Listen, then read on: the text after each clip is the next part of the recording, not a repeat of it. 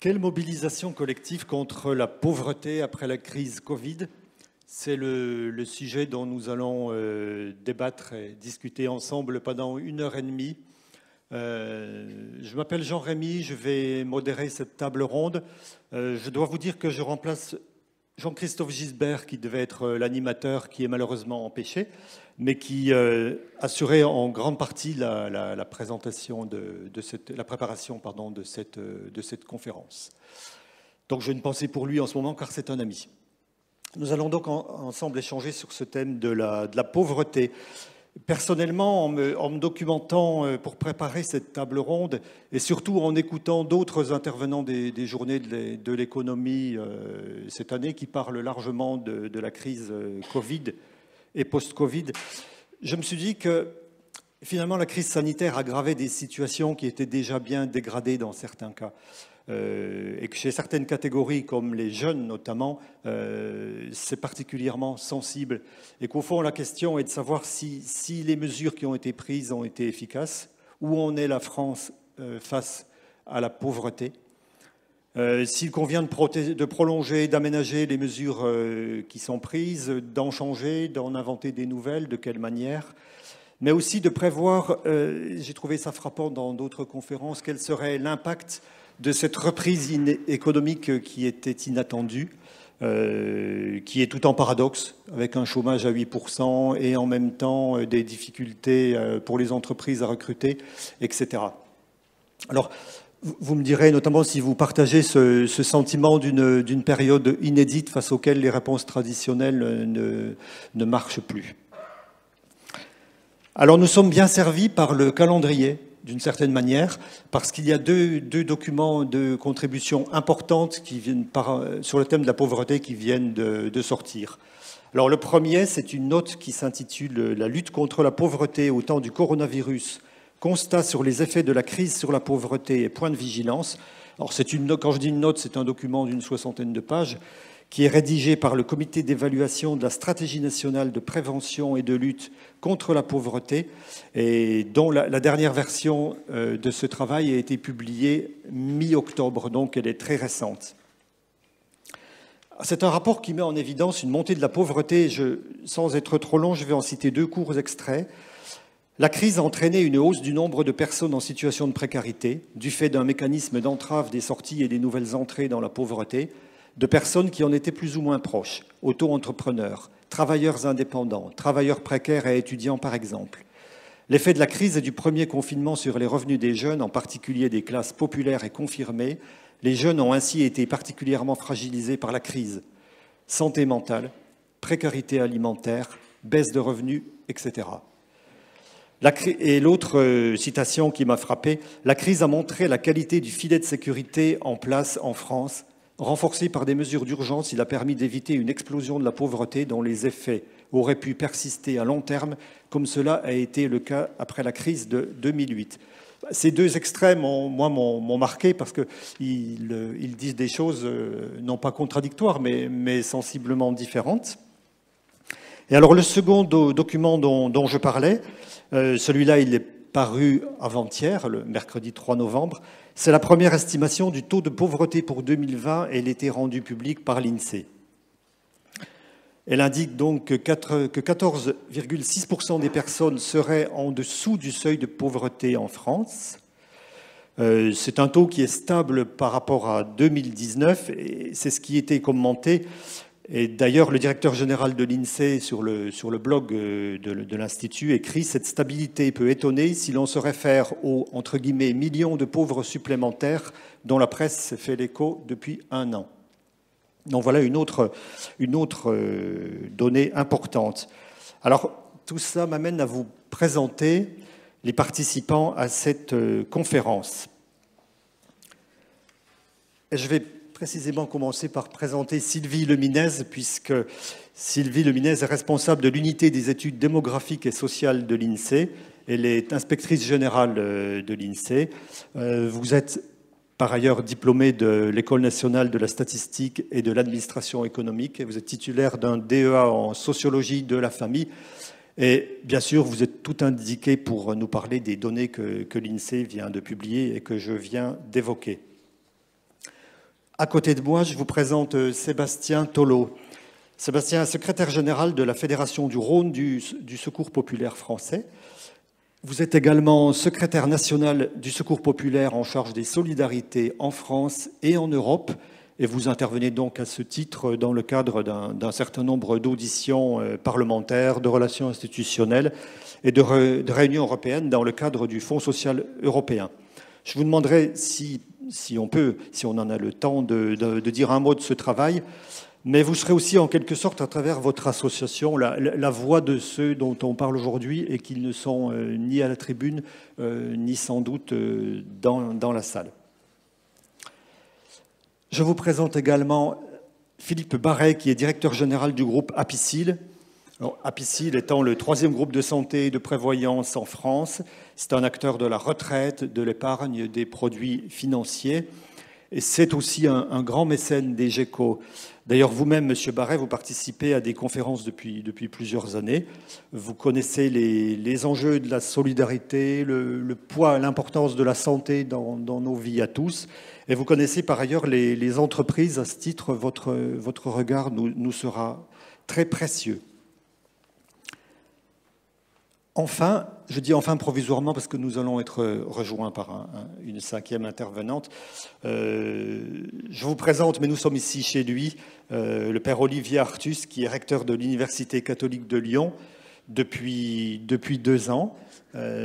Pour la première fois, l'Université catholique de Lyon est un partenaire scientifique des Journées de l'économie.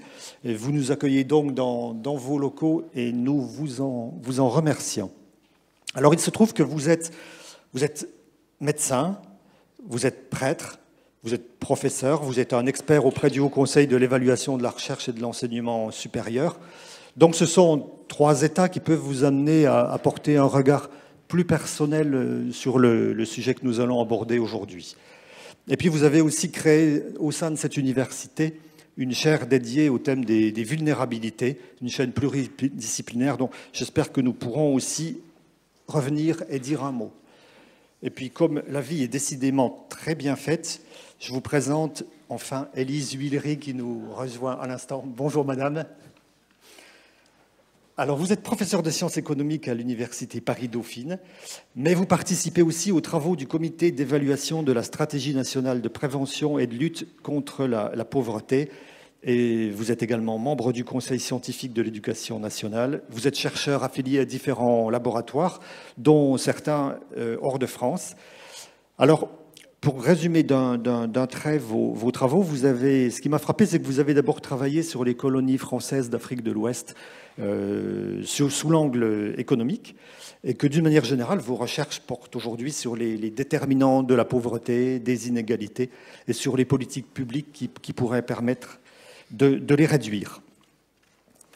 Alors, avant que vous n'arriviez, j'avais lu quelques extraits justement du rapport, de la note de synthèse qui est parue le 18 octobre et qui, bien évidemment, campe bien le débat.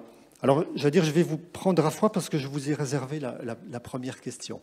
Alors, au préalable, vous êtes certainement nombreux à avoir assisté à d'autres conférences des GECO. Vous connaissez le principe des questions. Je ne vous donne pas la parole, et notamment pour les raisons de santé que nous connaissons actuellement. Mais vous pouvez vous laisser guider de temps en temps. Vous avez une information qui apparaît à l'écran qui vous dit comment vous loguer, mettre un identifiant et comment vous pouvez accéder ainsi à la plateforme qui vous permet de poser des questions par écrit. Questions que moi je reçois sur cette tablette que j'ai du mal à apprivoiser, mais je sais que des gens bienveillants sont prêts à m'aider, de manière à ce que vos questions puissent être prises en compte et débattues par les conférenciers. Donc, Madame Huillery, j'ai rappelé que vous étiez membre du comité d'évaluation de la stratégie de prévention et de lutte contre la pauvreté. La question qui me venait à l'esprit, c'est au fond comment vos travaux dans un tel comité s'effectuent. C'est-à-dire comment les points de vue se croisent-ils, comment arrivez-vous à des conclusions qui fassent consensus et qui surtout aient derrière un impact et une utilité dans les décisions publiques qui sont prises. Merci beaucoup pour votre invitation et votre question. Alors, Je précise juste un peu comment fonctionne le comité d'évaluation, si vous me le permettez. Donc le comité d'évaluation, il est vraiment pluripartenaire. Il y a plein d'horizons différents, des chercheurs bien sûr, mais aussi des gens des administrations centrales et aussi des administrations statistiques qui permettent de suivre les indicateurs de pauvreté.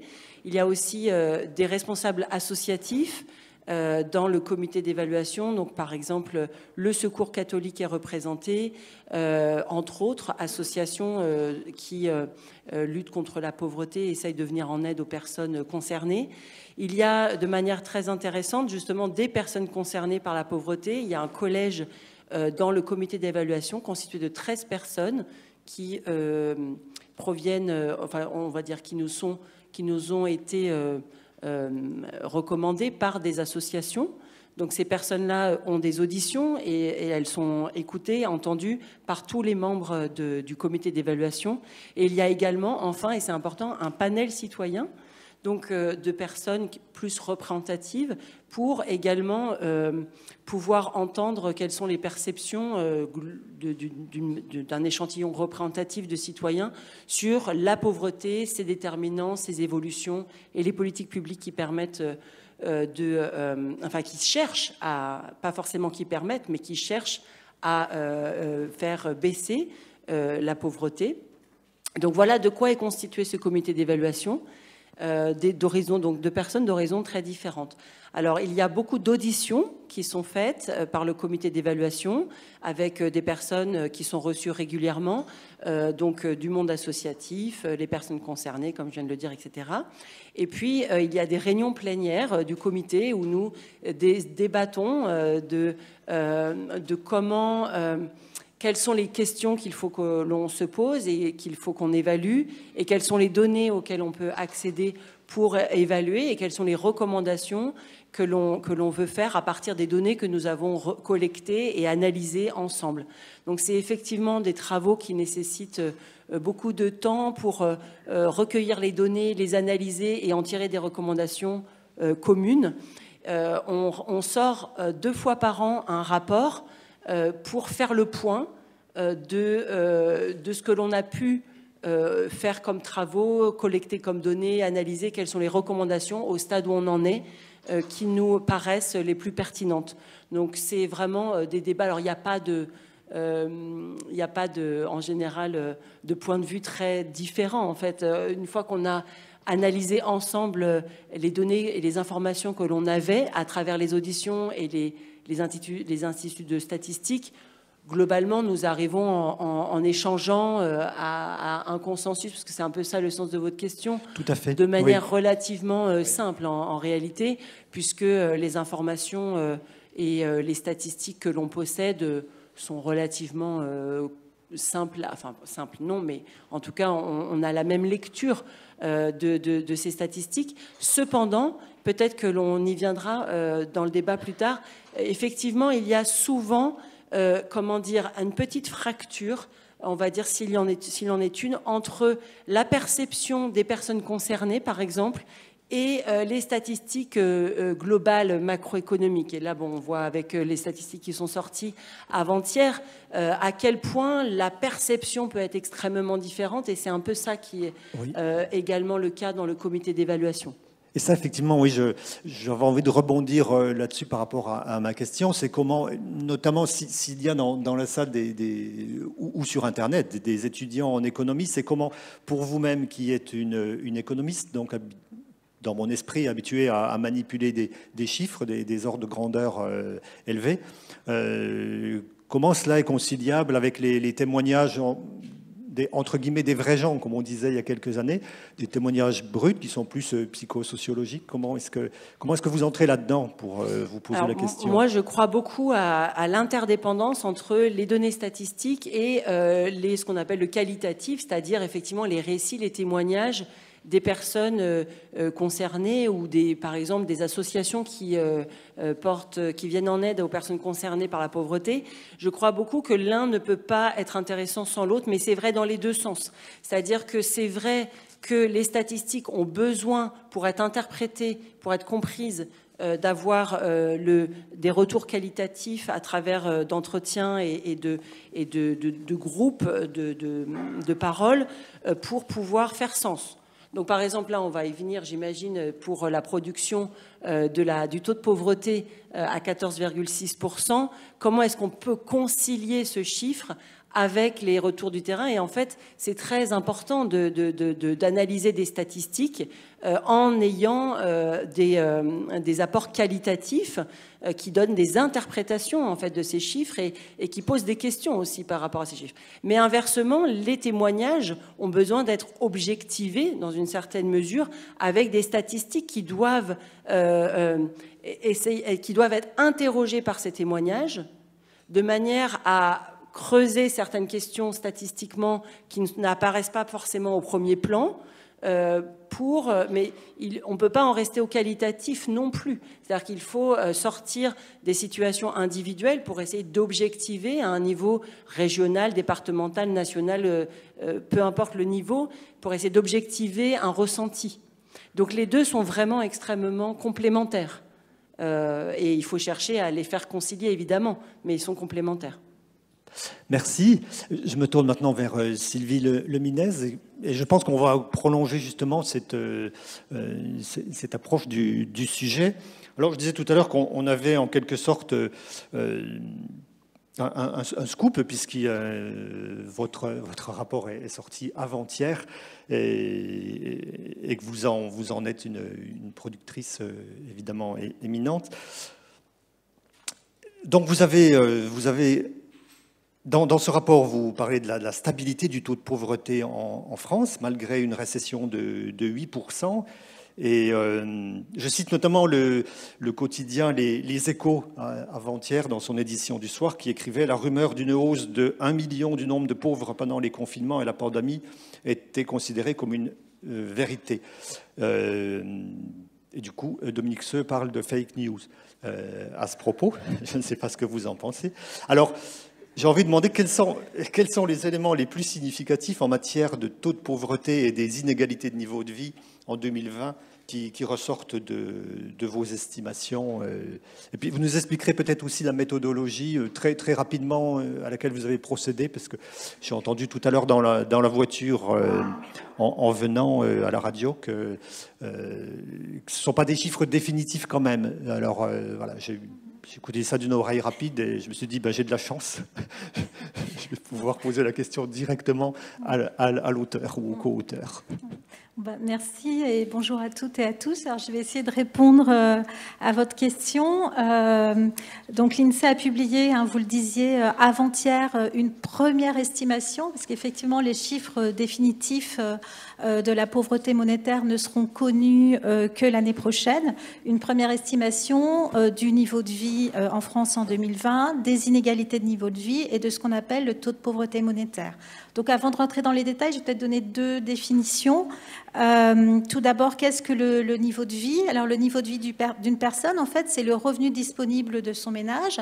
Le revenu disponible, c'est les revenus que les personnes tirent de leur activité professionnelle. Pour les personnes au chômage qui sont indemnisées, ce sont les allocations de chômage, les pensions de retraite pour les retraités, auxquelles on ajoute toutes les prestations auxquelles les personnes peuvent avoir droit, prestations familiales, minima sociaux, primes d'activité, par exemple, et duquel on retire les prélèvements, notamment l'impôt sur le revenu. Et ce revenu disponible, il est divisé par le nombre de personnes du ménage en tenant compte des économies d'échelle que procure la vie à plusieurs dans un même logement. Donc on arrive au niveau de vie, et vous voyez que pour estimer le niveau de vie, on a besoin de beaucoup d'informations. Ensuite, qu'est-ce qu'est le taux de pauvreté monétaire? Le taux de pauvreté monétaire, en fait, c'est un indicateur relatif de pauvreté et qui dit quelque chose sur la distribution des niveaux de vie entre les personnes. Alors, par convention, le taux de pauvreté monétaire, c'est la proportion de personnes dont le niveau de vie se situe en dessous d'un seuil de pauvreté. Et ce seuil de pauvreté, il est défini comme 60% du niveau de vie médian. Le niveau de vie médian étant celui qui sépare la population en deux, hein, ceux qui sont en dessous de ce seuil et ceux qui sont au-dessus de ce seuil. Et donc, ce seuil de pauvreté monétaire était de l'ordre de 1 100 € pour une personne seule en 2019. Donc vous avez donné le résultat de la première estimation que l'INSEE a publiée avant-hier. C'est une stabilisation entre 2019 et 2020 des inégalités de niveau de vie qu'on peut mesurer au travers de plusieurs indicateurs et du taux de pauvreté monétaire, donc qui s'établirait, et je mets le conditionnel, en 2020 à 14,6% de la population, comme en 2019, c'est-à-dire 9,3 millions de personnes, quand même un chiffre important, en situation de pauvreté monétaire en France. Donc ce que je propose de vous dire pour compléter ce propos assez rapidement, c'est d'expliquer pourquoi c'est une première estimation, ensuite de vous dire pourquoi on arrive à ce résultat d'une stabilité. Et peut-être pour reprendre les propos de notre directeur général qui a publié un billet de blog pour accompagner ces publications, c'est ce que dit et ce que ne dit pas cette première estimation du taux de pauvreté. Alors, pourquoi une première estimation? Parce qu'en France, en fait, pour avoir le taux de pauvreté et les niveaux de vie des personnes, il faut attendre en fait un certain délai.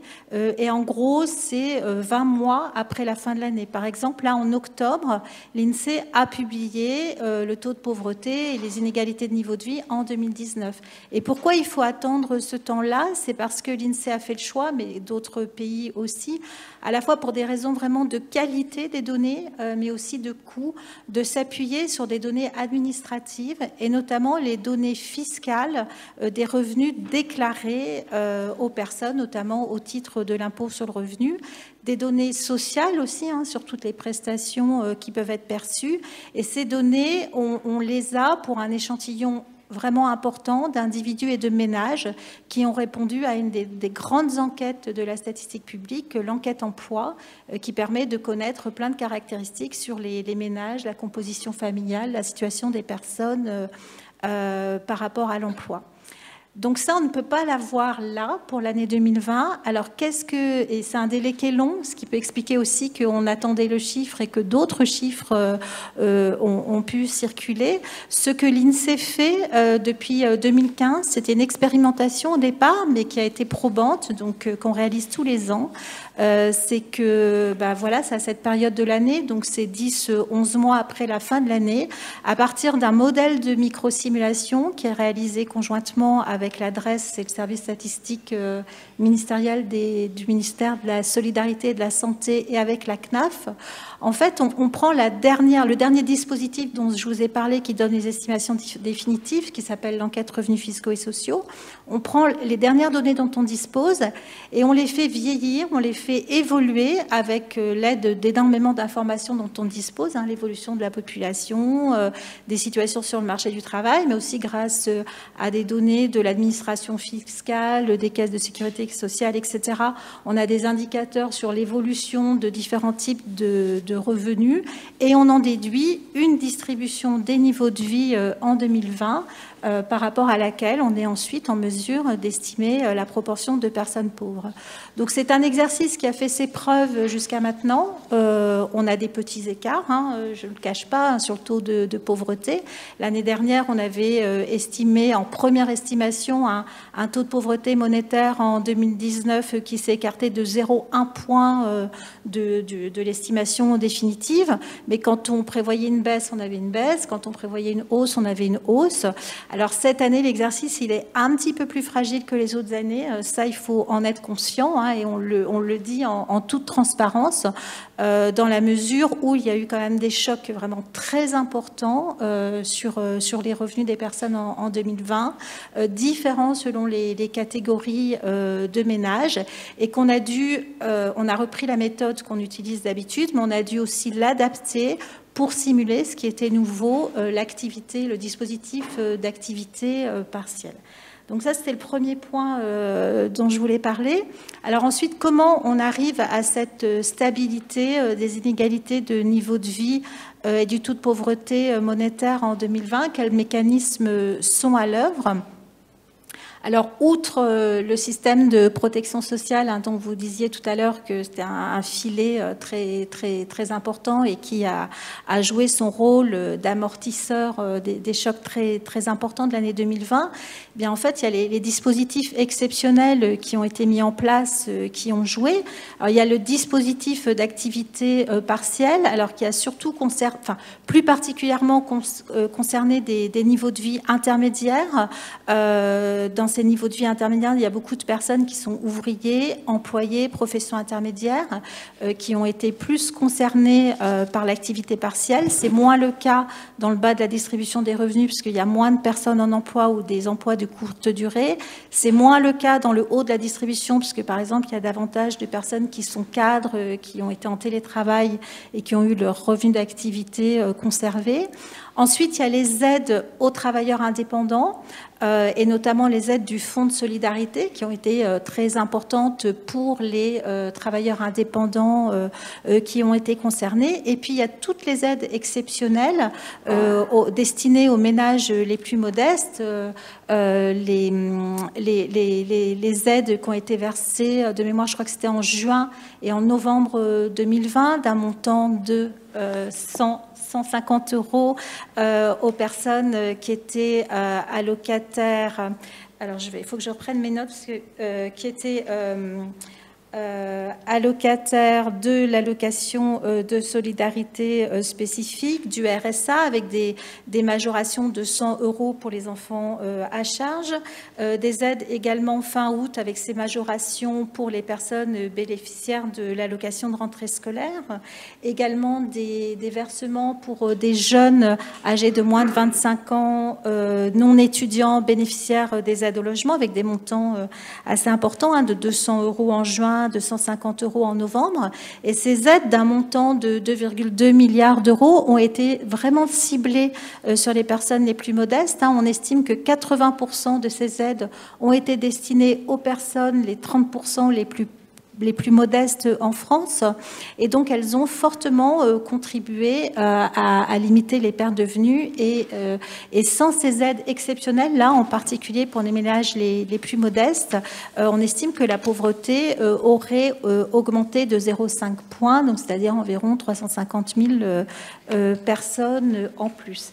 Et le dernier point, si j'ai encore le temps, tout petit, je développerai plus si besoin dans la discussion, c'est ce que Résultat dit et ce qu'il ne dit pas.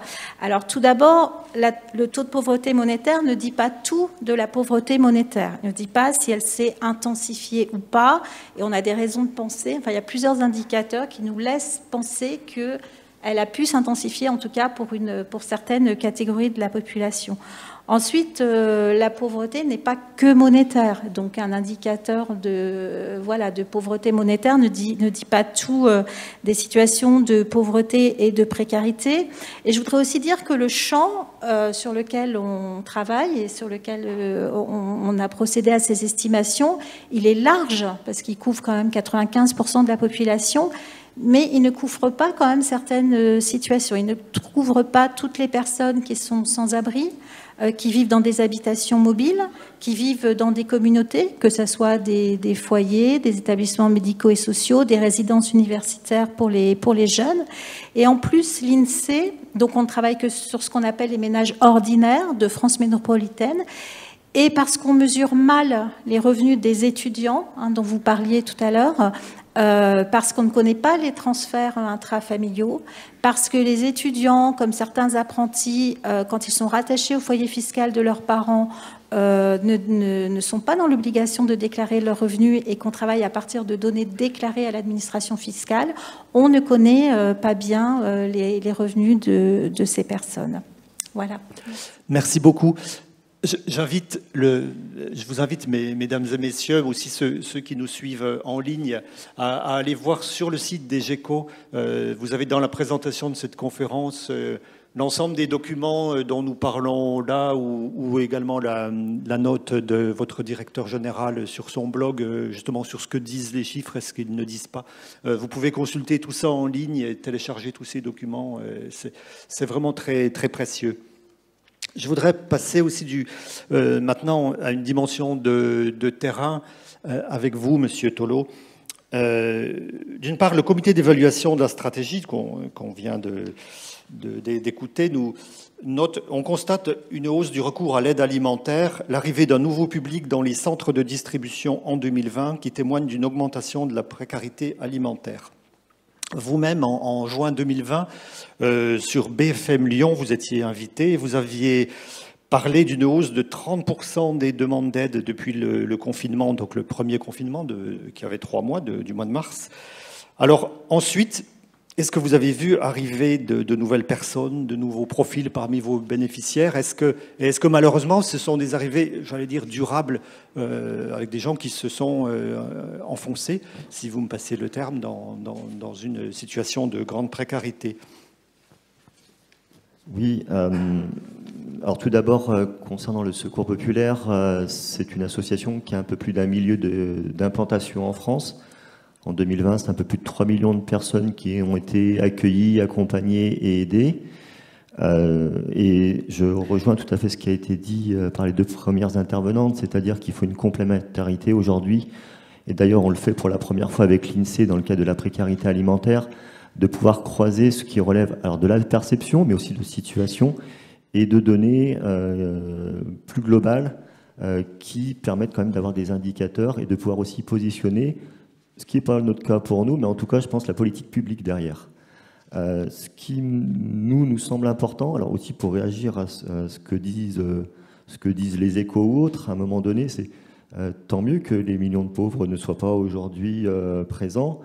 Il faut se rappeler que dans le contexte, voilà, les médias aussi étaient dans l'attente de chiffres au quotidien, de savoir si on était en capacité de leur dire ce que pouvaient être les pauvres dans l'avenir.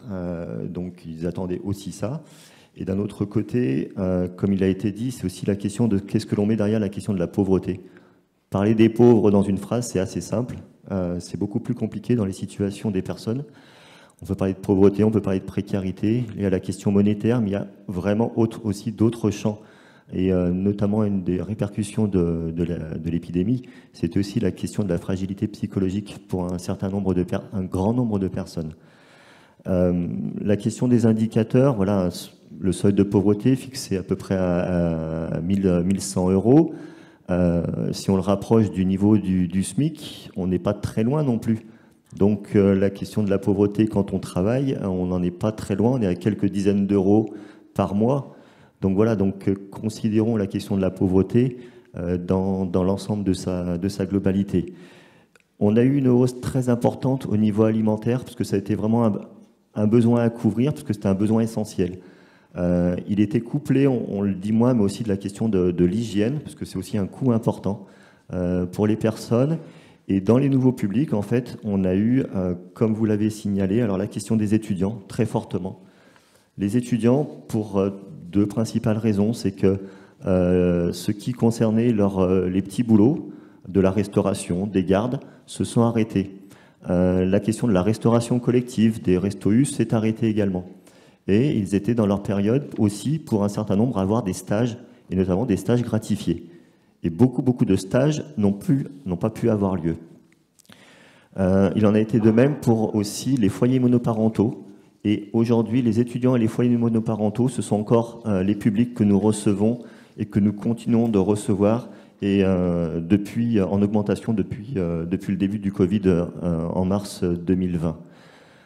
Un effet aussi, notamment les foyers monoparentaux, au début, c'était aussi la question de la cantine, la question des charges qui se sont retrouvées pris en compte au sein du foyer, alors que ça pouvait être la question de l'école, du collège ou d'autres choses.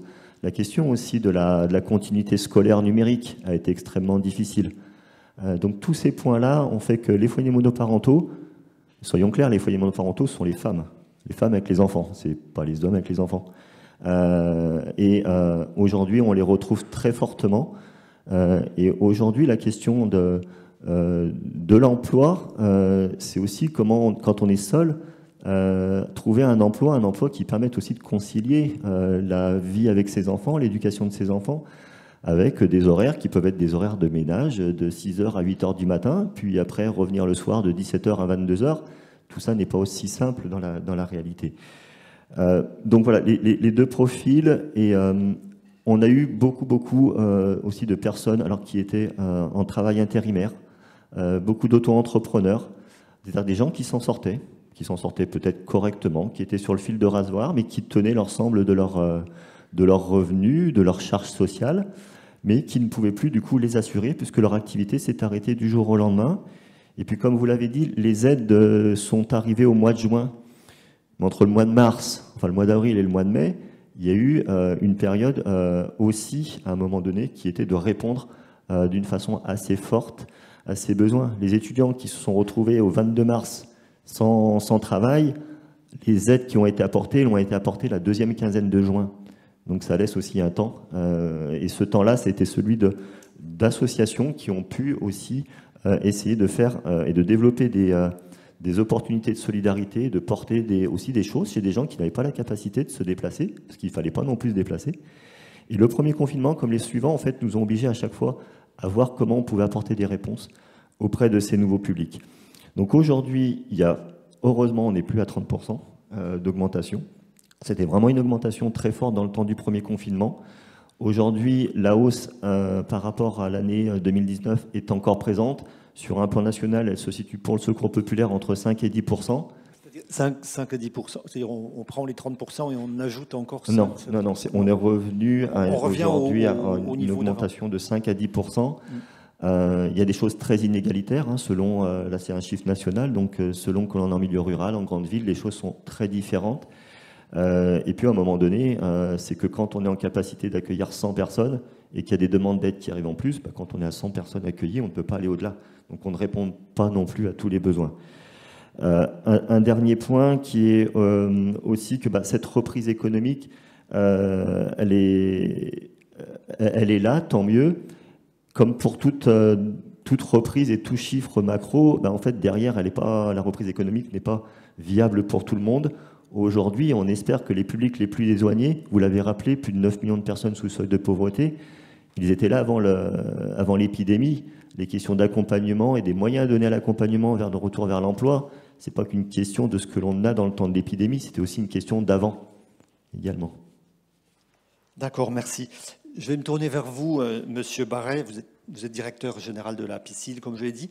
Est-ce qu'au niveau de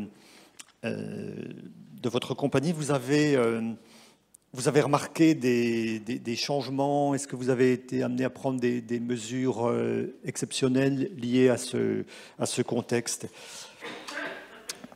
Alors, bonjour à toutes et tous. Alors, à PICIL, on fait partie du filet de protection qui a été évoqué, donc protection sociale complémentaire. Donc ça veut dire déjà qu'on n'a pas dans nos clients les publics les plus précaires ou les plus pauvres, puisque ce sont des entreprises, ce sont des travailleurs indépendants, mais qui ont eu la capacité ou pris la précaution de se placer sous la protection du filet en question. Donc ce qu'on a, pour classifier un petit peu nos actions pendant la crise sanitaire, donc on a d'abord continué de s'occuper de nos clients. Donc nos clients entreprises, parce qu'au mois de mars, beaucoup de secteurs d'activité se sont arrêtés, donc avec des sujets de trésorerie des entreprises et de difficultés, voire d'incapacité à payer les cotisations. Donc on a pratiqué des reports, voire notamment pour les travailleurs non salariés, des abandons de cotisations, c'est-à-dire qu'on a continué de garantir, mais sans encaisser de cotisations. On a pu aussi, parce que les situations étaient assez confuses, même pendant assez longtemps, sur les personnes qui étaient chez elles, dans quelle situation étaient-elles? Est-ce qu'elles étaient en chômage partiel? Est-ce qu'elles étaient en arrêt de travail? Et ça a varié au fil du temps. Donc, une grosse charge déjà de compréhension de ce qui était dit par le gouvernement, de l'expliquer à nos clients. Et donc, au final, des prises en charge dites extra-contractuelles, et notamment les situations où, à un moment donné, les personnes pouvaient être considérées comme étant en arrêt de travail chez elles. Et ça, c'était des situations qui n'étaient pas prévues dans nos contrats, mais on a pris l'option, comme la plupart d'ailleurs des assureurs de personnes, de payer ces prestations. C'est un peu l'exemple inverse qui a été beaucoup plus médiatisé d'AXA avec les restaurateurs et la non prise en charge des pertes d'exploitation. On a pris la position de considérer qu'on payait quand même si c'était pas dans le contrat. Et puis dans nos assurés, on a quand même des personnes qui sont pas très loin de la précarité, puisqu'on se trouve être l'assureur en prévoyance et en santé du secteur de l'intérim. Et là, l'intérim, évidemment, ce sont des personnes qui, je crois à peu près à 60%, les contrats d'intérim se sont arrêtés. Donc là, les personnes se sont retrouvées dans la vraie précarité, tombées dans la vraie précarité de façon quasi instantanée. Et là, par exemple, on a pu débloquer des fonds de secours, y compris alimentaires, pour permettre simplement aux personnes de continuer de survivre. Deuxième catégorie, on a contribué à un certain nombre de dispositifs que vous avez cités. Vous avez cité le fonds de solidarité. Donc ça, c'est un petit peu moins volontaire, puisqu'on les assureurs ont été fermement invités à se porter volontaires. Mais donc on a participé, contribué au fonds de solidarité. On a payé la taxe Covid sur les couvertures santé. Donc ça, c'est la deuxième catégorie. Donc la troisième, là, qui cette fois-ci ne s'adresse pas forcément à nos clients, mais s'adresse à l'ensemble des parties prenantes à la société. C'est-à-dire qu'on a effectivement, les pauvres, ils étaient déjà là avant. Donc on a continué de faire des choses qu'on faisait déjà pour lutter contre la précarité ou la pauvreté. Donc juste pour citer des exemples qui parlent peut-être un peu plus à Lyon, le soutien des associations comme Sport dans la ville, le programme d'entrepreneurs dans la ville. Comme nous, on est assureurs d'entreprise, ça nous intéresse d'aider des jeunes, des quartiers défavorisés à créer leur emploi et peut-être d'autres emplois, ou de soutenir l'initiative d'Alain Mérieux sur l'entreprise des possibles. Donc là, on n'a pas de locaux à mettre à disposition, mais à travers votre fondation aussi. Oui, tout à l'heure. Alors là, on est sur effectivement la fondation ou les fondations du groupe, parce qu'il y en a plusieurs, et plus généralement l'action sociale. Et donc là, les salariés mettent à disposition du temps et ont donné aussi de leur congé payé, donc sous forme monétaire. Et puis peut-être, c'est ça, c'est plutôt en vous entendant, aussi tout simplement en tant qu'employeur. C'est-à-dire que en tant qu'employeur, on n'a pas utilisé les mécanismes de chômage partiel parce qu'on a considéré qu'on voulait essayer de ne pas peser sur la solidarité nationale. Par contre, on a continué de payer à 100% les personnes tout le temps, y compris certaines activités qui étaient quand même en sous-charge, notamment l'activité commerciale, l'activité de développement, puisque tout le monde était à l'arrêt. Voilà, la prospection était aussi arrêtée. Et puis sur le sujet des étudiants, effectivement, vous l'avez évoqué, on a pris plus d'alternants à la rentrée 2020, parce qu'effectivement, on a capté le signal que ça devenait difficile pour les jeunes de rentrer dans les entreprises, puisque les entreprises étaient désorganisées, voire fonctionnaient de façon tout à fait différente. Donc on a également fait cet effort-là. Juste pour dire, tout ça mis bout à bout, ça représente quand même à peu près 100 millions d'euros pour le groupe Apicil, sur un volume d'activité qui est de l'ordre de 3 milliards, et surtout par rapport à un résultat annuel qui est bon an mal an de l'ordre d'une quarantaine de millions. Donc c'est vraiment des efforts très, très significatifs qui pouvaient nous mettre nous-mêmes en difficulté en tant qu'entreprise, mais nos conseils d'administration ont considéré que on était là pour ça. Quand les temps sont durs, il faut être au contraire dans un réflexe de venir plutôt soutenir plus que soutenir moins, ce que le gestionnaire aurait peut-être eu tendance à vouloir faire. D'autant que la situation elle peut encore être durable.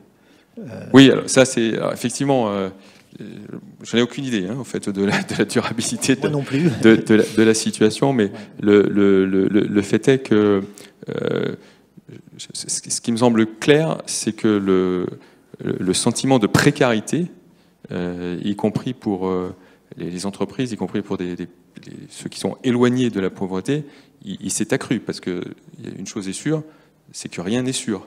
Donc le caractère précaire au sens non durable des choses, ça je pense que c'est vraiment quelque chose qui a marqué tout le monde, puisque c'est quelque chose qu'on a vécu. Bon, les indicateurs sur ces éléments-là, nous les indicateurs qu'on capte, qui sont en phase avec les indicateurs macro, c'est qu'effectivement, curieusement, il n'y a jamais eu si peu de défaillances d'entreprises actuellement. Donc, on pensait qu'il y en aurait beaucoup en 2021. C'est pas du tout arrivé. Donc, on garde un petit peu de prudence, parce que lorsque l'ensemble des dispositifs de PGE, de soutien, mais jusqu'à présent, ça a été plutôt bien fait, c'est-à-dire que ça a été massif, ça a été assez ciblé. Donc, si ça continue d'être bien ciblé sur débrancher doucement là où il y en a besoin et débrancher complètement là où il n'y en a plus besoin, on peut espérer que ça se passera bien. Mais effectivement, on est plutôt surpris en bien du rebond de l'économie, de voir que les entreprises payent finalement assez facilement maintenant leurs cotisations une fois qu'elles ont purgé les reports qu'on avait accordés. Voilà, mais comme on est assureur, on reste quand même prudent. Merci. Monsieur le recteur, j'avais envie de vous faire réagir à une citation, parce que dans le rapport auquel Madame Huillery a contribué, il y a des choses que je trouve, tout est très intéressant, mais il y a notamment aussi des petits verbatims, c'est-à-dire des citations de personnes qui ont été interrogées. Il y en a une qui m'a particulièrement touché, et je m'adresse à la fois aux médecins, aux prêtres, aux recteurs d'une université que vous êtes. Voilà ce que dit cette personne. Il y a aussi les conséquences de l'enfermement avec la prise de toxiques qui induit le développement de pathologies paranoïaques, la peur de sortir ou de rester dans un groupe. Certains toxiques aussi coupent l'appétit. Certains jeunes ont ainsi perdu 10 ou 20 kilos pendant le confinement. Beaucoup souhaitent se faire aider par un psychologue. La nourriture et les autres volets sanitaires ont été totalement mis de côté, dont les problèmes dentaires. Je trouve ça extrêmement fort et voilà, j'avais envie de savoir ce que ça vous évoquait. Ça nous rappelle d'abord la brutalité de l'événement. C'est-à-dire du matin au soir, on a appris que l'université, comme toutes les universités, devait fermer.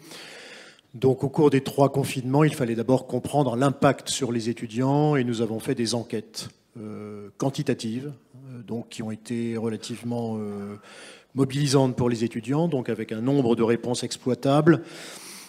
Ce que nous avons appris, c'est qu'il y avait 3 catégories d'étudiants au cours de ce confinement. Une catégorie qui allait plutôt mieux que d'habitude, ce qui était assez surprenant. Des personnes qui étaient rentrées chez eux et qui vivaient chez eux le confinement dans de bonnes conditions, avec des bonnes conditions d'enseignement à distance, avec une couverture numérique satisfaisante. Il y avait 60% de jeunes qui étaient, je dirais, dans une situation avec des hauts et des bas, mais rien de catastrophique, et 20% de jeunes qui étaient en situation préoccupante. Alors, il était intéressant de voir pourquoi cette situation était préoccupante. Une de ces situations a été évoquée tout à l'heure par Monsieur Tolo, c'était l'arrêt des petits boulots, c'est-à-dire que les jeunes finançant leurs études par des petits boulots, en particulier dans le monde de la restauration, ont vu leurs revenus brutalement disparaître. Une deuxième catégorie correspond aux troubles psychologiques décrits par la citation que vous avez effectuée, c'est-à-dire la solitude dans 9 mètres carrés entraîne évidemment des conséquences psychologiques chez un grand nombre de jeunes, et donc évidemment ça nous a conduit à mettre en place un développement de notre pôle santé, des moyens d'écoute psychologique pour les jeunes qui en avaient besoin, Et puis, voilà, nous sommes dans une université dont les étudiants peuvent venir de départements plus ruraux, je pense à la Drôme, à l'Ardèche, avec une couverture numérique qui n'est pas satisfaisante. Et quand vous basculez à 100% un enseignement à distance, eh bien les jeunes qui n'ont pas de bonne couverture numérique sont d'une certaine manière désocialisés et ne peuvent plus, je dirais, avoir dans de bonnes conditions leur formation. Alors, quelles ont été les réponses à ces urgences, hormis la réponse d'un pôle santé qui mobilise médecins, psychologues, et qui est un pôle universitaire qui a effectivement effectué les permanences nécessaires. Donc, il y avait quand même aussi un problème financier. Donc là, on a bénéficié d'un mécénat d'entreprise relativement important et le groupe de nos mécènes a vraiment indiqué qu'il fallait flécher le mécénat vers des bourses sociales, ce qui a permis au fond de régler provisoirement le problème de dizaines d'étudiants qui simplement n'avaient plus les moyens de survivre à Lyon. Le deuxième élément, moi je dois saluer la réactivité des élus locaux. On a une métropole qui a quand même fait face en finançant en particulier des moyens numériques supplémentaires pour les étudiants. Donc à 2 reprises, en 18 mois, on a eu une démarche de la métropole, sous d'ailleurs des présidences différentes, mais voilà, veillant au fond à ce que les étudiants démunis de matériel numérique correct puissent en être pourvus. Et puis moi je suis assez très positivement impressionné par la réaction des étudiants eux-mêmes, à travers en particulier à Lyon, de manière assez globale, hein, université publique et privée, la mise en place d'un réseau d'épiceries solidaires a été assez efficace. Ici même, hein, les étudiants eux-mêmes se sont mis en route pour mettre en place des épiceries solidaires. La morale que l'on peut tirer quand même de ces sondages successifs, c'est que la crise a aggravé les inégalités sociales. Au fond, on voit bien que la réponse au sondage montre que ceux qui vont bien vont encore mieux, ce qui est un peu paradoxal, malgré la crise, et que ceux qui vont moins bien, ou qui sont, je dirais, dans les catégories sociales les plus vulnérables, sont encore plus vulnérables. Voilà. Et donc, au fond, il y a un phénomène d'accentuation de la réalité sociale qui nécessite une certaine réactivité des acteurs sociaux. Voilà. Justement, Madame Leminez, est-ce que vous avez au niveau de l'INSEE quelques chiffres à nous donner là-dessus, notamment sur la question des jeunes? Alors sur la question des jeunes en termes de niveau de vie, de pauvreté, je serais bien en difficulté de vous donner des chiffres pour l'année 2020 et puis ceux sur l'année 2019, donc qui sont pré-crise, sont aussi imparfaits, incomplets, comme je vous l'ai dit tout à l'heure. Par ailleurs, comme les jeunes n'ont pas de dispositif de politique publique très ciblé, on ne peut pas non plus regarder l'évolution de ce qu'on pourrait appeler la pauvreté administrative, hein, bénéficiaire de tel ou tel minima. Et comme souvent, pour les jeunes, on considère que la pauvreté, elle est très liée à un déficit d'accès à la formation, à l'emploi. Je peux vous donner quelques éléments sur la situation de l'emploi en 2020. Alors, qu'est-ce qu'on a observé? On a observé pour les jeunes un taux d'emploi qui a diminué entre 2019 et 2020, alors qu'il est resté stable pour les classes d'âge actives au-delà de 30 ans, à la fois parce qu'il y a une diminution des embauches, mais aussi un non-renouvellement des contrats d'emploi plutôt de courte durée, précaires. On a vu au moment du premier confinement que 9% des jeunes qui avaient un emploi au début du confinement l'avaient perdu dans les mois qui ont suivi. Les chiffres étaient nettement plus faibles pour les personnes plus âgées.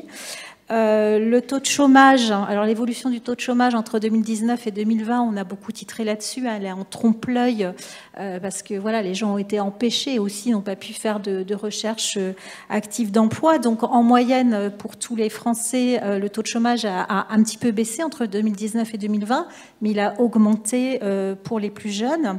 Et puis, ce qu'on appelle les personnes qui sont dans le halo autour du chômage, donc c'est des personnes qui souhaitent travailler, mais ne sont pas forcément disponibles ou ne recherchent pas activement un emploi, et bien le halo autour du chômage a également augmenté pour les plus jeunes. Donc il y a un indicateur qui est de plus en plus utilisé s'agissant des jeunes, c'est le nombre de NEET, hein, c'est de jeunes qui sont ni en emploi, ni en formation. La proportion de jeunes dans ces situations a augmenté entre 2019 et 2020. Alors c'est beaucoup lié à ce qui s'est passé pendant le premier confinement en mars-avril, mais il n'en demeure pas moins que là, au deuxième trimestre 2021, on a davantage de jeunes dans cette situation qu'en début de crise. Et puis, on a d'autres éléments, mais alors qui sont d'un ordre très différent. On pense effectivement qu'il y a un risque de fragilisation des étudiants les plus précaires.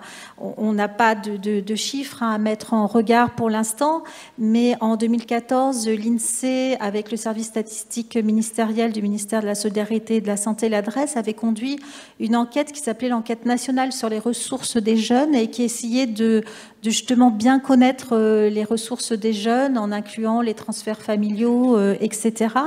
Et on sait que en 2014, 23% des étudiants du supérieur perçoivent des revenus du travail. Donc il y a de l'alternance, il y a du cumul emploi-études avec notamment des cours particuliers, des gardes d'enfants, des petits emplois dans les hôtels, cafés, restaurants. Et on se dit que, vu ce qui s'est passé en 2020, avec soit des personnes en télétravail qui ont eu moins recours à de la garde d'enfants, les hôtels, cafés, restaurants qui ont eu des périodes de fermeture, on se dit que ces revenus-là, pour ces jeunes-là, ont pu diminuer. On voit aussi un recours plus fréquent à des aides ponctuelles du Crous. Et puis, il y a des enquêtes qui ont été menées par l'adresse et qui montrent effectivement qu'il y a un développement de syndrome dépressif qui touche particulièrement les jeunes, ou avec des baromètres d'opinion, un sentiment de confiance en l'avenir des jeunes qui s'assombrit. Donc il y a une étude, un éclairage qui sera publié dans un ouvrage que publie annuellement l'INSEE, qui est France Portrait Social, le 25 novembre, un éclairage qui a été fait sur ces questions-là par l'adresse et aussi par le service statistique ministériel de l'enseignement supérieur qui revient sur tous ces éléments et essaye de dresser un portrait de la situation des jeunes. Voilà ce qu'on peut dire à ce stade, en tout cas de notre côté. D'accord. Madame Huillery, au niveau de l'analyse que fait le comité, je voudrais maintenant qu'on aborde la question du que faire. Et parlons un peu de ce qui a été fait, ça a déjà été évoqué, mais à un niveau macro.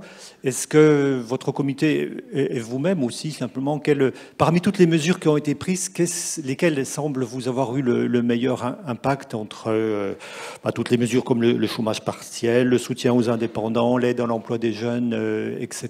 Est-ce qu'il y a eu une analyse économique de fait sur ce sujet ?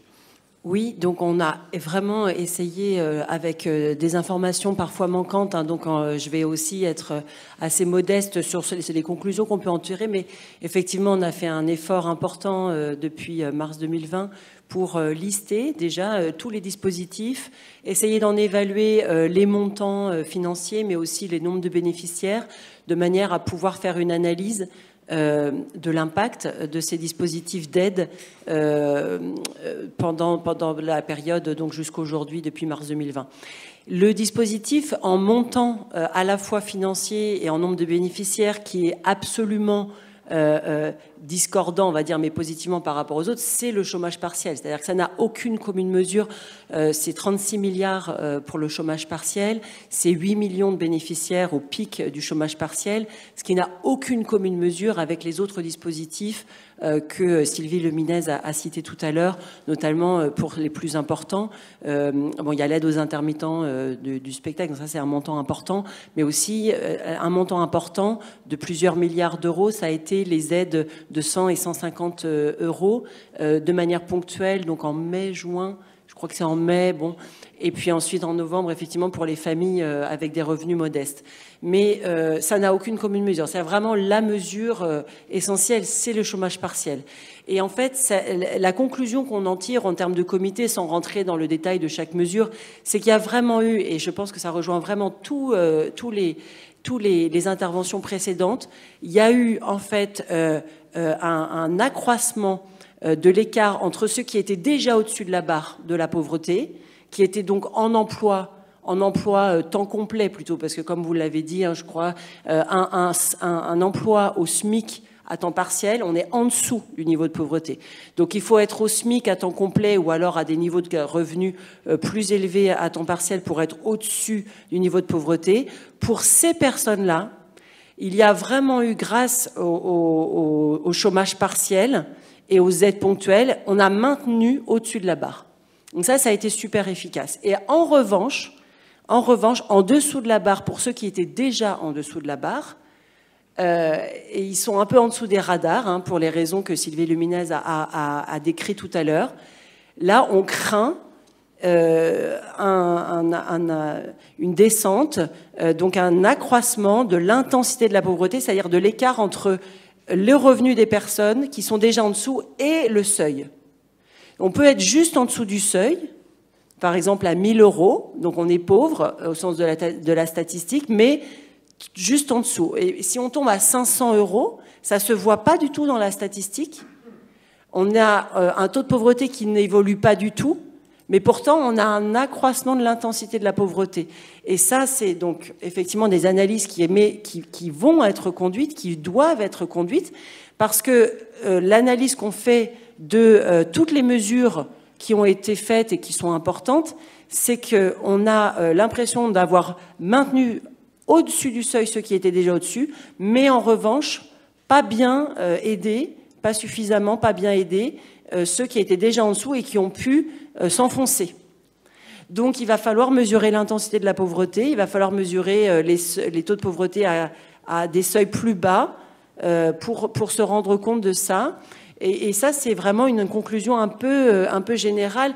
En fait, on a un système de protection sociale, c'est pas que le Covid, hein, le Covid ne fait que accentuer une caractéristique de notre système de protection sociale qui est un peu dichotomique entre ceux qui sont du bon côté et qui ont accès à de la sécurité sociale en termes de retraite, chômage, maladie, etc. Donc ceux qui sont en emploi, parce qu'en fait le système de protection sociale repose essentiellement sur les cotisations qui sont liées à l'emploi, et les autres qui sont en dehors, qui ne sont pas en emploi, et eux ils ont droit un peu à rien, si ce n'est évidemment, je ne vais pas dire qu'il n'y a rien, puisqu'il y a le RSA.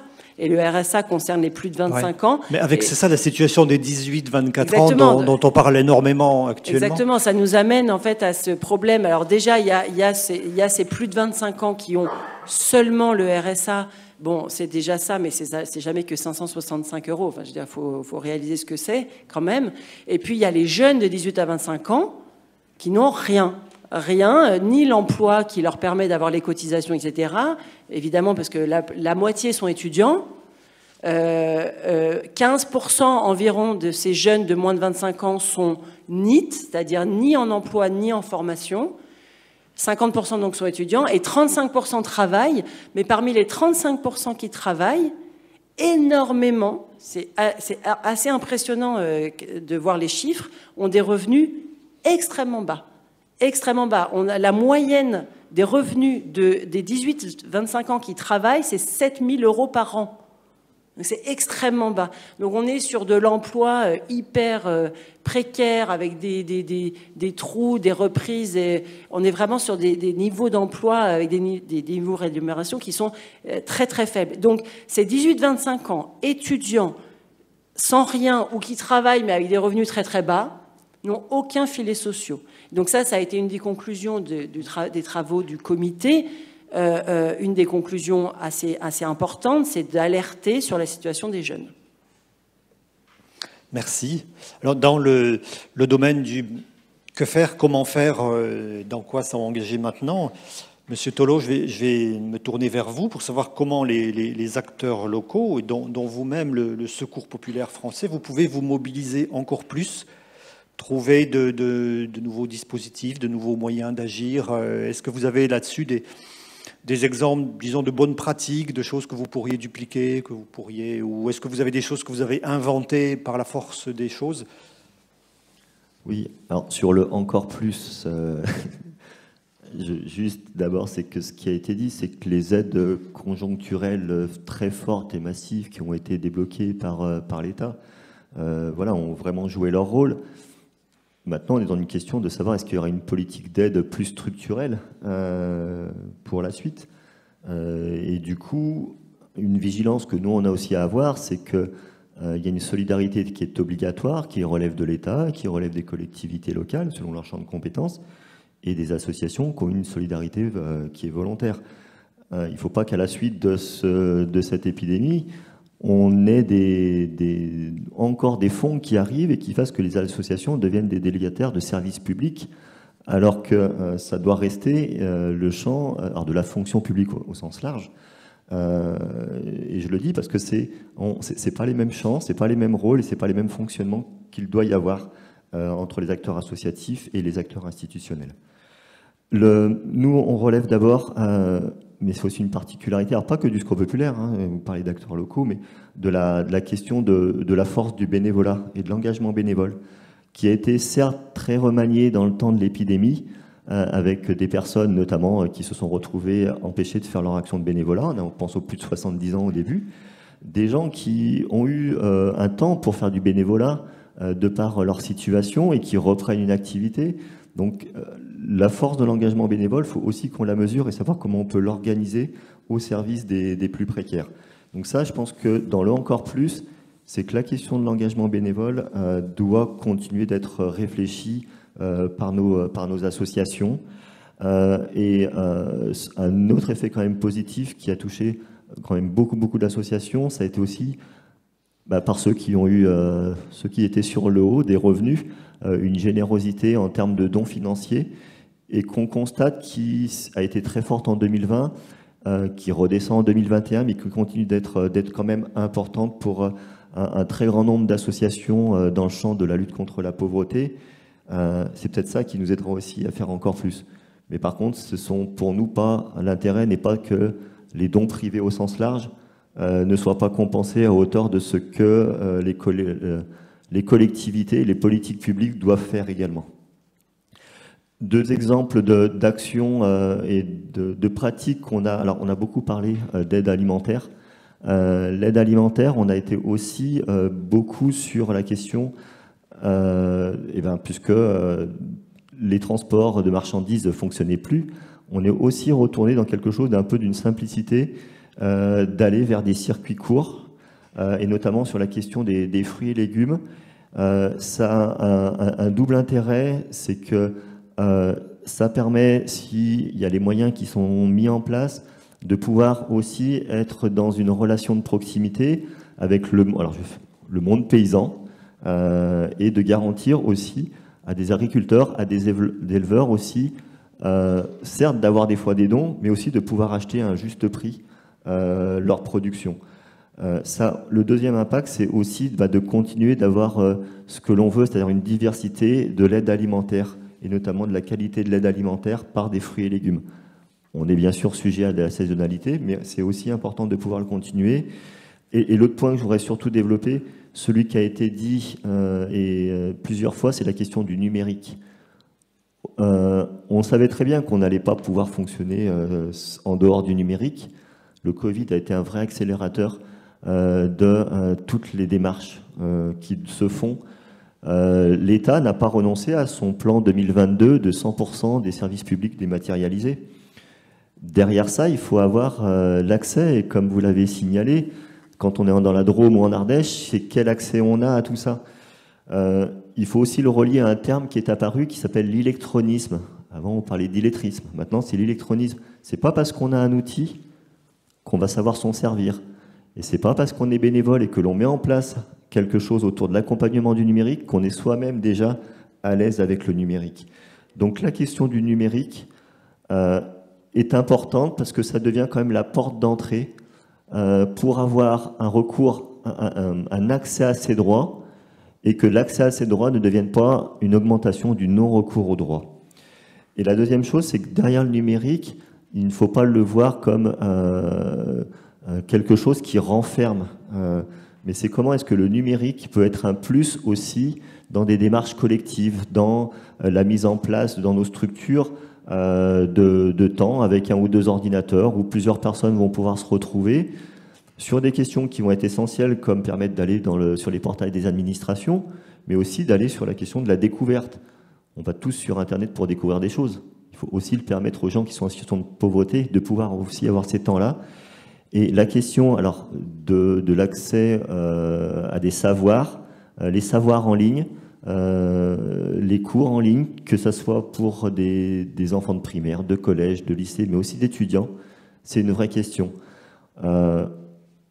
On continue de payer et d'aider à l'achat de PC portables pour des lycéens, pour des familles, mais aussi pour des étudiants. Parce que sans ça, aujourd'hui, voilà, le stylo et le cahier, c'était avant. Aujourd'hui, il faut un ordinateur portable, il faut un moyen et il faut une connexion. Et il faut rendre la possibilité de tout ça. Et si nos structures peuvent être des lieux permettant de pouvoir se connecter et aussi d'échanger et faire en sorte que le numérique, c'est pas juste aller voir ce qui se passe à l'autre bout du monde, mais d'échanger entre nous, on gagnera sur la question de ce qui touche à la précarité et qui ne relève pas que d'une question de précarité monétaire. Et elle peut se mettre en place partout en France, même ailleurs. Merci. Philippe Barret, en tant qu'institution, qu'organisme de prévoyance, de mutuelle, vous nous avez tout à l'heure expliqué comment vous aviez joué votre rôle d'amortisseur social, j'ai envie de dire, et comment vous le voyez maintenant dans la durée. Comme je l'ai dit tout à l'heure, comme ça a été souligné, on est protection sociale complémentaire. Voilà. Donc pour être complémentaire, il faut qu'il y ait quelque chose qui ait une base, oui. Voilà. Il faut qu'il y ait une base. Je vais peut-être rapprocher un peu le micro. Voilà, il faut qu'il y ait une base. On n'est pas en charge de cette base. Donc moi, ce que je dirais, c'est que le sujet, c'est effectivement que nous, notre boulot aujourd'hui, on va continuer de le faire, c'est plutôt d'empêcher ceux qui sont donc du bon côté de tomber du mauvais côté. Effectivement, quand on verse une retraite, quand on maintient des revenus en cas d'arrêt de travail, quand on paye des capitaux d'essai à un conjoint qui se retrouve seul avec les enfants, etc., on empêche les gens de passer du mauvais côté. Oui, et puis comme vous l'aviez dit, et comme Élise Villeray le disait aussi, il y a toujours cet effet de seuil qui fait que voilà, à très peu d'argent près, vous pouvez être considéré. Voilà, donc le sujet, c'est, je pense, le sujet, c'est comment on s'assure que le filet protecteur, il couvre non pas seulement 95%, 90%, mais 100%. De la population et ensuite on fera notre métier d'assureur complémentaire. Après, encore une fois, en tant qu'entreprise et employeur, c'est sur un autre plan, vous évoquiez par exemple l'électronisme.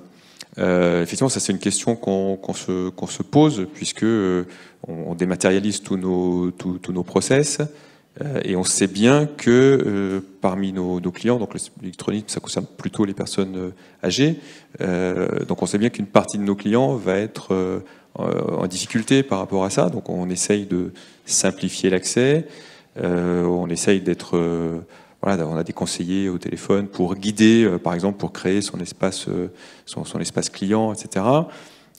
Mais on se pose aussi la question, est-ce qu'il faut maintenir ou pas, c'est-à-dire est-ce qu'il faut pousser la dématérialisation jusqu'au bout et aider le plus possible nos clients à y aller, ou est-ce qu'il faut accepter un certain volume de maintien d'éléments papier avec d'autres process, avec des agences, avec des personnes, des contacts physiques pour permettre de conserver les anciens canaux. On se dit aussi qu'il faut qu'on aille plus. Bon, nous on est plutôt. Évidemment, nous c'est l'emploi. Hein, c'est donc en tant qu'employeur, on essaye aussi d'aller chercher de plus en plus les publics qui sont un peu plus éloignés de l'emploi. C'est ce que je dis, et je pense beaucoup d'entreprises le font maintenant. Mais par exemple, la semaine dernière, j'étais dans une réunion où c'était moi en tant qu'entreprise qui allait, alors je ne vais pas dire draguer parce que c'est un public féminin, mais qui allait pitcher, voilà, vendre à Piscil, donc l'association c'est Force Femmes qui est bien connue ici aussi, donc un public féminin, donc des femmes qui sont éventuellement situation de famille monoparentale, donc qui sont éloignées de l'emploi. Et donc on essaye d'aller les chercher, de se vendre auprès d'elles, plutôt que ce soit elles qui aient la démarche. Voilà. Mais ça, c'est des démarches micro. Je pense que le sujet vraiment fondamental, c'est comment on élargit au maximum ce filet de protection pour l'ensemble de la population. Alors, c'est peut-être anecdotique, mais vous avez évoqué très rapidement l'échange que vous faites auprès de vos salariés en interne, cette fois avec du temps de congé et de l'implication. Et là, je viens d'entendre M. Tolo insister sur le bénévolat. Est-ce que vous pouvez nous en dire un mot de ce que vous avez proposé, de ce que la PICID a proposé en interne? Alors, donc mon exemple, c'était sur le cas particulier. Un peu du sujet, mais je trouve que c'était sur le cas particulier de l'entreprise des possibles, mais plus généralement, on encourage nos collaborateurs à donner du temps pour des associations et tout simplement en permettant que, par exemple, je ne sais plus exactement le ratio, mais je pense que c'est s'ils prennent une journée, on abonde à hauteur d'une demi-journée sur ce temps pour faciliter. On encourage aussi le mécénat de compétences. On essaye aussi de montrer que c'est à tout niveau de l'entreprise. On a pas mal de cadres supérieurs, moi-même par exemple, qui sommes parrains ou qui accompagnent sous une forme ou sous une autre des personnes qui sont en difficulté. Voilà, mais le mécanisme principal, on va dire, c'est l'abondement du temps donné par les collaborateurs, comme on peut abonder sur un compte épargne-temps, par exemple. Merci. Monsieur le recteur, dans les moyens de lutte contre la pauvreté, il y a évidemment la culture, la réflexion et la multidisciplinarité. C'est peut-être le moment pour que vous nous parliez de cette chaire sur la vulnérabilité que vous avez dont vous avez vous-même souhaité la mise en place. Est-ce que vous pouvez nous en parler ? Alors, cette chaire est antérieure à la crise, mais évidemment l'arrivée de la crise Covid l'a rendue particulièrement actuelle. Donc on a pas mal parlé d'urgence ce matin dans différents domaines économiques, politiques et sociaux. Et l'université, c'est le lieu où on prend du recul pour penser ces urgences et leurs implications.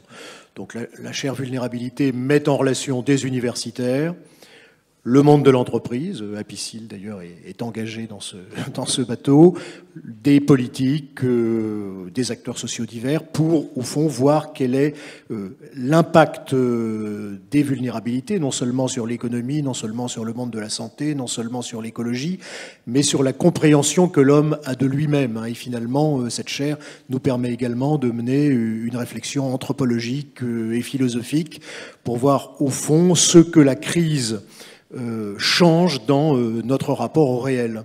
Alors évidemment, on mobilise les crises précédentes pour penser la crise actuelle, et on essaye de voir comment, au fond, les crises précédentes nous ont appris quelque chose sur la gestion possible d'une crise nouvelle que nous affrontons aujourd'hui. Hier, Pierre Doquès, qui est un historien, nous parlait de la crise de la peste au XIVe siècle et des conséquences économiques et sociales de cette crise.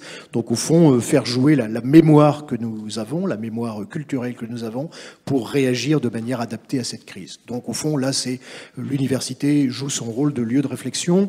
On a également un rôle pédagogique à jouer de manière plus ponctuelle, et là ce n'est pas la chaire vulnérabilité, c'est les moyens pédagogiques mis en œuvre. Nous avons 2 générations où le nombre de bacheliers a été considérable, 94 ou 95%, et donc nous répondons à l'appel de l'État pour mettre en place des dispositifs intermédiaires entre le bac et la première année de licence, les dispositifs PAREO, c'est-à-dire une année de formation méthodologique et de formation aux humanités qui permet à des jeunes qui ont eu des parcours un peu chaotiques de première et de terminale d'être vraiment en état de suivre avec profit une première année de licence. Et il ne faut pas oublier que le taux d'échec universitaire dans les années de L1, L2, L3 est considérable. Et il faut quand même saluer l'effort financier de l'État pour financer cette année de mise à niveau permettant à des jeunes de rentrer dans un circuit de formation et de succès. Donc au fond, 2 manières de réagir. D'une part, la réflexion, une prise de recul philosophique, et on voit en particulier que le monde de la santé est demandeur de ce recul philosophique, et puis une réactivité pédagogique évidemment adaptée à la situation des jeunes qui sortent de terminale. J'ai envie de vous poser la même question finalement, Madame Huillery, puisque vous êtes enseignante. C'est comment pensez-vous que le système éducatif puisse évoluer pour justement contribuer à une meilleure insertion plus favorable des plus jeunes? En fait, alors, ça tombe bien parce qu'on va publier très très prochainement dans le cadre du Conseil d'analyse économique une note sur un état des lieux de l'enseignement supérieur et le croisement entre l'enseignement supérieur et la question des inégalités sociales. Vous pouvez déjà nous en révéler des conclusions? Ça va répondre un peu à la question. Oui. Il y a vraiment deux sujets importants. D'une part, certaines formations, certaines filières qui sont vraiment sous-dotées, notamment les filières universitaires, licences et masters, relativement à d'autres filières comme les DUT ou même les licences professionnelles. On a fait un calcul précis de l'investissement public et privé, un total dans ces formations. On voit que les taux d'encadrement sont vraiment un tiers plus faibles, enfin, ne représentent qu'un tiers en licence et en master des taux d'encadrement que l'on trouve dans les STS, par exemple, ou les DUT. Et donc, le taux d'encadrement et le volume horaire pour les étudiants sont vraiment très, très bas. Et les taux d'échec, comme il vient de l'être dit, sont extrêmement élevés. Donc là, il y a quelque chose d'un peu évident que l'enseignement supérieur ne peut pas tolérer des taux d'échec en licence aussi importants, mis en face de taux d'encadrement aussi faibles et de volume horaire aussi faible. Il y a quand même un lien de cause à effet évident pour des élèves qui ont un profil scolaire. Je tiens à dire, parce que c'est important, parce qu'à chaque fois on nous dit oui, mais ils sont moins bons à la base. Non. Quand on regarde les mentions au bac et les filières au bac des élèves en licence, ce sont des élèves un peu meilleurs en termes de profil scolaire que les élèves en licence pro. Simplement, on investit tellement peu dans les licences que effectivement les taux d'échec sont monumentaux. Donc on ne peut pas tolérer ça. Donc ça, c'est un premier élément. Le deuxième élément, c'est les inégalités sociales. C'est-à-dire que ça me ramène au sujet précédent sur le manque de ressources pour les étudiants. On dépend de la solidarité familiale, mais la solidarité familiale, c'est un mot totalement vide quand les parents ne peuvent pas payer un logement dans une ville avec une université. Ça ne veut rien dire. Donc on est en train de pousser des jeunes dont les parents ne peuvent pas payer un logement étudiant, sans parler du coût de la vie dans les grandes villes et du coût des études elles-mêmes. On peut pas. Donc ces étudiants renoncent aux études, ce qui est en fait une aberration en termes d'inégalité sociale et de reproduction des inégalités sociales, évidemment, mais même en termes économiques, c'est-à-dire d'investissement. Un jeune qui a un potentiel pour faire des études, pour aller jusqu'à une licence pro ou un master et qui va s'arrêter, c'est un non-sens pour la société dans son ensemble, parce que ce jeune ne va pas au bout de son potentiel. Donc non seulement lui va être plus pauvre toute sa vie, parce qu'il n'aura pas pu faire des études, mais toute la société va bénéficier d'une qualification perdue. Donc on a un sujet sur l'aide financière aux étudiants de familles modestes, mais quand je dis familles modestes, ça veut dire quasiment 50-60% des familles qui ne peuvent pas payer un logement étudiant à un enfant qui va faire des études longues dans une ville qui n'est pas la leur. Donc c'est pas juste 20% ou 10% des gens. Là, on parle vraiment de, en fait, les 2/3 des familles qui devraient être aidées beaucoup plus qu'elles ne le sont aujourd'hui. Et de l'autre côté, un investissement public dans les formations, en relevant le taux d'encadrement et en relevant le volume horaire pour des formations complètement sous-dotées. Voilà, vous avez en gros le pitch de la note. Qui sort quand? Qui sort fin novembre. D'accord. Mi-novembre. Donc du CAE. D'accord. Mais c'est un sujet pauvreté en fait. L'enseignement supérieur, on n'est pas hors sujet. C'est-à-dire que l'enseignement supérieur, le diplôme reste le meilleur vaccin contre la pauvreté. Donc en fait, en investissant dans l'enseignement supérieur et en aidant des jeunes qui peuvent pas à faire des études supérieures, on lutte contre la pauvreté. C'est même peut-être l'arme la plus efficace. Alors ce débat va bientôt toucher à sa fin, mais j'aurais voulu quand même qu'on évoque si c'était pertinent de le faire. Les aspects internationaux, notamment européens, parce que je sais que vous-même, vous participez à un pôle de recherche européen. Je ne sais pas si ça dégage des enseignements par rapport à la pauvreté, mais j'aurais voulu vous demander aussi à M. Tolo, je crois que vous participez à des réunions du Fonds social européen. Tout simplement, qu'est-ce qui s'en dégage par rapport à la pauvreté? Alors, il faut mesurer que la question, par exemple, de l'Europe, ce sont des programmes et des budgets qui sont votés sur 6 ans. Donc, tout le temps que tout ça se mette en place, même si l'Europe a voté un plan d'aide, notamment européen, sur la question du Covid, les choses ne sont pas encore toujours mises en place. Donc, il y a quand même un décalage aussi entre le moment où les choses sont décidées au niveau de l'Europe et que ça redescend jusqu'au niveau des personnes. Le Fonds social européen, c'est un fonds social alors qui avait beaucoup de fonds qui étaient surtout tournés vers les questions de l'emploi. Et aujourd'hui, qui a une dimension un peu plus large. La question de la pauvreté, voilà, on a parlé de la pauvreté en France. Il ne faut pas la mettre au regard de la pauvreté en Bulgarie, par exemple. Enfin, il y a des pays où on est vraiment dans des niveaux de pauvreté extrêmement différents. Mais ce qui se dégage, c'est quand même une volonté, notamment pour la première fois de l'Europe, de prendre en compte la question de l'enfance. Avec des mesures... Alors, l'Union européenne ne peut pas imposer aux États. Elle incite les États, mais notamment d'avoir une politique et notamment des moyens financiers tournés vers la question de l'enfance. Alors la question de l'enfance dans le quotidien aujourd'hui, mais ce qui rejoint ce que vous venez de dire, à un moment donné, c'est l'investissement que l'on a dans l'éducation. Et je pense que pour la première fois, en prenant en compte la question, pas que de l'emploi, parce que si on pense qu'à l'emploi, il y a des millions et des millions de personnes qui ne le sont pas. Donc parler de l'enfance, c'est aussi se préoccuper des parents dans leur rôle d'éducateur, et c'est aussi essayer de donner les moyens à ce que l'éducation, dès le premier âge jusqu'à la fin des études et des diplômes, soit mis en avant. Donc pour nous, c'est une bonne chose. Ce que l'on peut en retirer, c'est que peut-être ce type d'instance permet à des organisations très différentes de se rencontrer. On parle des associations françaises, c'est les 120 ans de la loi de 1901, c'est quand même un peu quelque chose d'unique par rapport aux autres pays. Donc voilà, savoir comment est-ce que la question de la solidarité est prise en charge par les pays, elle relève dans beaucoup de pays, soit de l'autorité de gestion de l'État, soit elle peut relever après dans l'Allemagne et les pays du Nord d'une application aussi d'églises ou autres qui sont extrêmement actives avec des moyens forts pour être partie prenante de cette solidarité. Donc les temps de rencontre que l'on a, voilà, on n'interpelle pas en direct dans ces temps-là quand on est à l'Union européenne, mais en tout cas, on arrive, comme vous l'avez dit tout au début, à essayer aussi de dégager des consensus. Et quand on a un consensus qui va toucher 27 pays, c'est déjà important.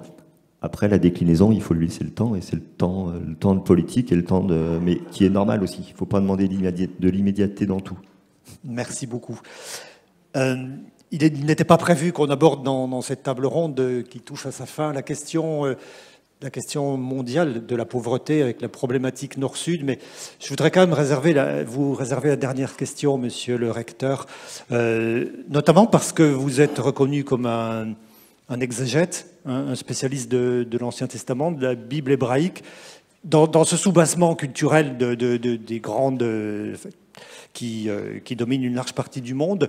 Qu'est-ce qui est dit finalement sur la pauvreté et la manière d'y remédier? Quel est le message essentiel? Alors, vous savez que la Bible, c'est une littérature de crise qui est écrite pour répondre à des crises politiques et sociales beaucoup plus graves que celles qu'on connaît ici. Ce qui est frappant, c'est l'inventivité du texte biblique. Enfin, je parle plutôt là de la Bible hébraïque et d'une époque de misère généralisée, qui est l'époque perse, avec l'invitation à des mesures sociales extrêmement disruptives, et en particulier la remise de la dette. Le texte insiste, quelle que soit l'époque finalement, sur la nécessité absolue de remettre périodiquement toutes les dettes, tous les 7 ans pour être précis, et également de restituer le patrimoine perdu pour dette tous les 50 ans, c'est la loi jubilaire. Alors, bon, je posais hier dans une autre table ronde à tel ou tel économiste la question du réalisme de telles mesures, et on me disait que finalement ces mesures n'étaient pas totalement irréalistes, puisqu'aujourd'hui, déjà, il y a une pratique de remise de fait des dettes, mais effectivement, quand on aborde les relations Nord-Sud, on voit bien que pour redonner une chance à des pays ruinés, ou quand on envisage la question du surendettement en France, on se dit qu'au fond, une politique proactive de remise de dette est peut-être une idée intéressante, et en tout cas, elle nous fait rentrer dans une économie de gratuité, une économie du don, qui est ce pourquoi milite le texte biblique dont vous parlez. Merci beaucoup. Ce sera le mot de la fin. Merci vraiment de vos contributions et merci à vous tous de votre écoute particulièrement attentive. Au revoir.